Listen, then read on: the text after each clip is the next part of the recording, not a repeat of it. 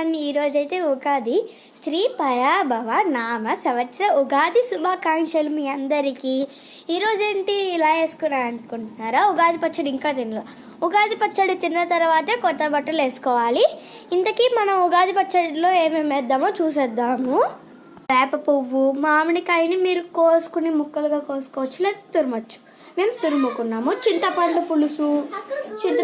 పులుసు, తర్వాత ఇంకా మిరియాలు, బెల్లం, ఉప్పు. మేము మిరియాలు బదులు అందరూ వేసుకోవచ్చు, మిరియాలు బదులు కారం వేసుకోవచ్చు. మేము ఇంకా అడిషనల్గా జీడిపప్పులు, కిస్మిస్, బనానా వేసుకున్నాం అన్నమాట. ఈ ఇంగ్రీడియంట్స్ అన్నీ ఏంటో అనుకుంటున్నారు కదా, ఇవన్నీ 6 షడ్రుచులు అనమాట. అంటే తీపి, వగరు, కారం, ఉప్పు, చేదు, వగరు, ఇవన్నమాట 6 షడ్రుచులు.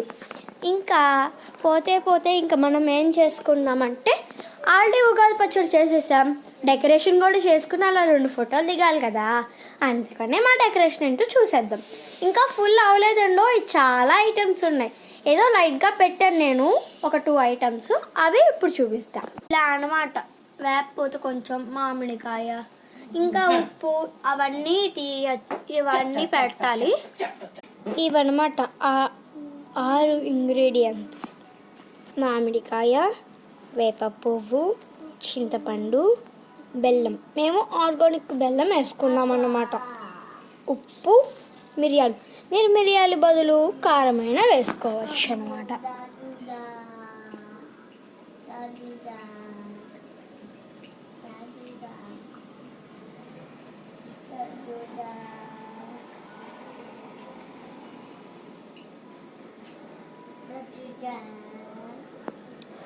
నాకైతే ఈ పూలు చూస్తుంటే తల్లో పెట్టేసుకోవాలని ఉంది, అలా ఉన్నాయి.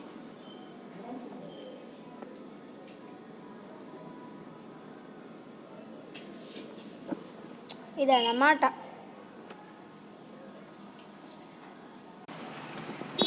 అండి నా అవుట్ఫిట్. ఎలా ఉంది?